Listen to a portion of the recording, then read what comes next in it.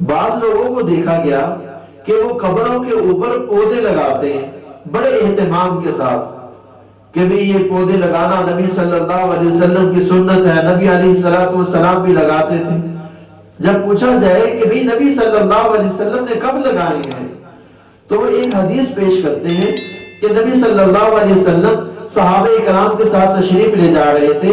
ایک جگہ پر ٹھہرے، دو قبریں وہاں موجود تھیں، آپ صلی اللہ علیہ وسلم نے کھجور کی ٹہنی توڑی، اس کے دو حصے کیے،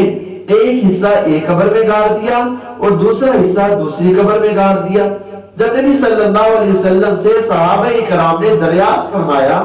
کہ اس میں کیا مصلحت تھی تو نبی صلی اللہ علیہ وسلم نے فرمایا کہ ان دو قبر والوں کو عذاب ہو رہا تھا،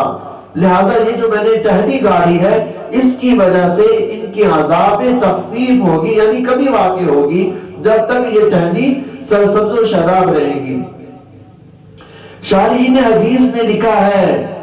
غور سے سنے، شارحین حدیث نے لکھا ہے کہ یہ واقعہ نبی صلی اللہ علیہ وسلم کے ساتھ خاص ہے، یہ عمل نبی صلی اللہ علیہ وسلم کے ساتھ خاص ہے۔ نبی علیہ السلام کو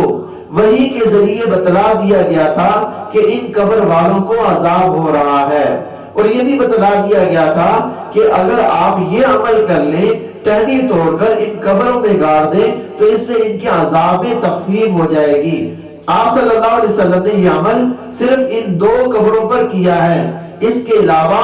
آپ صلی اللہ علیہ وسلم نے یہ عمل نہیں فرمایا، تو معلوم ہوا کہ یہ عمل نبی صلی اللہ علیہ وسلم کے ساتھ خاص تھا۔